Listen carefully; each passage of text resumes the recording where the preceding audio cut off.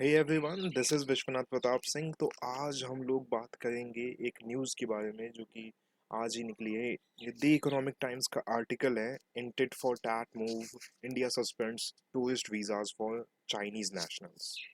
तो चलिए हम बात करते हैं अब इसके बारे में कि क्या है ये न्यूज़। तो इसमें क्या है कि एक ग्लोबल एयरलाइंस बॉडी है आईएटीए, वो ये कह रही है कि इंडिया के जितने भी टूरिस्ट वीज़ाज हैं जो कि इशू किए जाते हैं चाइनीज़ नेशनल्स को, वो अब वैलिड नहीं रहेंगे। क्यों वैलिड नहीं रहेंगे, अब आगे जानते हैं हम लोग। Top government official said India is still giving business, employment, diplomatic and official visas to Chinese nationals.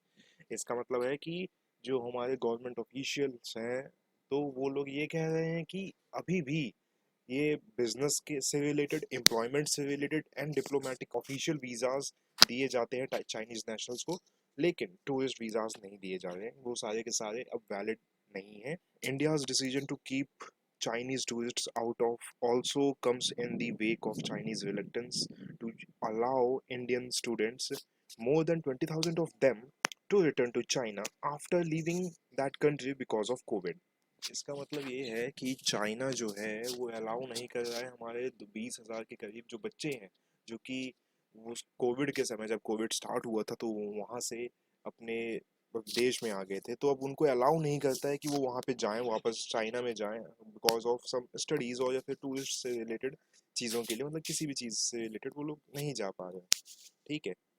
तो they have been kept waiting even as Beijing allows students from Thailand, Pakistan and Sri Lanka to return। और इसकी hypocrisy देखिए, China का, Beijing का जो hypocrisy देखिए इनकी, कि ये लोग स्टूडेंट्स अलाउ कर रहे हैं जो कि थाईलैंड से आते हैं, जो कि पाकिस्तान से आते हैं और श्रीलंका से भी, इनको वापस आने के लिए ये लोग मंजूरी दे रहे हैं, लेकिन इंडियन स्टूडेंट्स को ये लोग अलाउ नहीं कर रहे हैं, जो कि नियरली 20,000 के करीब है। ठीक है। External affairs minister S Jaishankar had taken up the issue with the counterpart Wang Yi during the latest visit to India last month, but Beijing is yet to respond। आप सबको पता होगा कि पिछले महीने हमारे यहाँ पे चाइना के जो मिनिस्टर थे, वो यहाँ पे आए थे, वैंग ही। तो उस वक्त एस जयशंकर ने उनसे बात की थी इस टॉपिक के ऊपर कि हाँ भाई, जो हमारे स्टूडेंट्स हैं उनको अलाउ कीजिए, लेकिन अभी तक बीजिंग के साइड से या फिर चाइना के साइड से अभी तक कोई ऐसा रिस्पॉन्स आया नहीं है।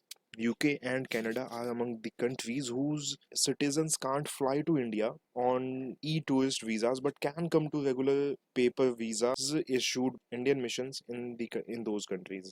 क्या है कि यूके, यूनाइटेड किंगडम और कनाडा के जो टूरिस्ट्स हैं, सिटीजन्स हैं, वो अभी इंडिया में नहीं आ सकते with the help of E tourist visas. ठीक है, लेकिन उन लोग को अलाउ किया जाएगा अगर वो लोग पेपर वीजा वर्क करके आते हैं वहां से। सो उन लोग के अलाउ किया जाएगा, लेकिन अगर वो लोग ई टूरिस्ट वीजा से आते हैं, so definitely they will not be allowed to come to India और to visit India. Okay, Indian tourist visas with a validity of 10 years are no longer valid except for those issued to nationals of Japan and the US। तो India के जो tourist visas हैं, जो जिनकी validity 10 साल के करीब थी, अब वो वैलिड नहीं रहेंगे, सिर्फ और सिर्फ दो कंट्रीज को छोड़ के, जो कि यूनाइटेड स्टेट्स और जापान है। ठीक है। इन जो जिनको भी ये वीज़ा इशू किए गए थे, सिर्फ और सिर्फ यूके और जापान के ही रह जाएंगे जो कि वैलिड होंगे। बाकी सबके रिजेक्ट किए जाएंगे जो कि 10 साल से ऊपर है। ठीक है। The latest India specific IATA update issued on April 19 is about the countries whose nationals cannot travel to India on e-tourist visas। IATA क्या है? एक ऐसी ग्लोबल बॉडी है जो लाइक एयरलाइन से रिलेटेड चीज़ों को ये अपडेट करती जाती है, ताकि जैसे कि कोई कंट्री अगर रेस्ट्रिक्शन लगाती है किसी कंट्री के ऊपर या फिर किसी भी पर्टिकुलर चीज़ के ऊपर कि हाँ भाई, इसको अप्लाई नहीं करने दिया जाएगा हमारी कंट्री में, तो IATA, ग्लोबल, जो कि ग्लोबल IATA, इस चीज़ को अपडेट करती रहती है हमेशा। ठीक है। तो इसमें ये भी है कि अब Indian e tourist visas acceptable नहीं होंगे, वैलिड नहीं होंगे। So India had let last month resorted the electronic tourist visa facility for 156 countries in time for resumption of scheduled international flights from March 27 this year after a gap of over 2 years। Actually क्या है कि India ने last month ही इसको, जो हमारी electronic visa facility थी, इसको you can say इसको हटा दिया था। बिकॉज क्या था कि यहाँ पे एक पिछले 2 साल से यहाँ पे सिर्फ और सिर्फ ऑनलाइन और ई वीज़ा ही चल रहे थे, लेकिन अब यहाँ पे लास्ट मंथ मार्च 27 को ये सारी की सारी फैसिलिटीज़ हटा दी गई थी। ठीक है। The April 19th IATA update issued by India says following are allowed to enter the country nationals of Bhutan, Maldives, and Nepal. Those with the residence permit issued, those with a residence permit issued by India, those with a visa or e-visa issued by India, those with an overseas citizens of India card or booklet, those having a PIO card and diplomatic passport holders.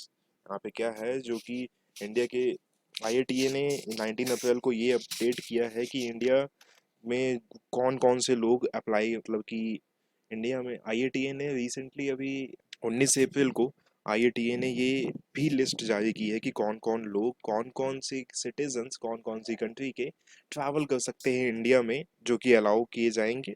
जैसे कि nationals of Bhutan, जो कि national Bhutan के जितने भी लोग हैं, मालदीव्स के लोग हैं, नेपाल के लोग हैं, those with residence permitted by issued by India, मतलब जिनके पास भी इंडिया का रेजिडेंस है, जो इंडिया से बिलोंग करते हैं, उनको उनको अलाउ किया जाएगा।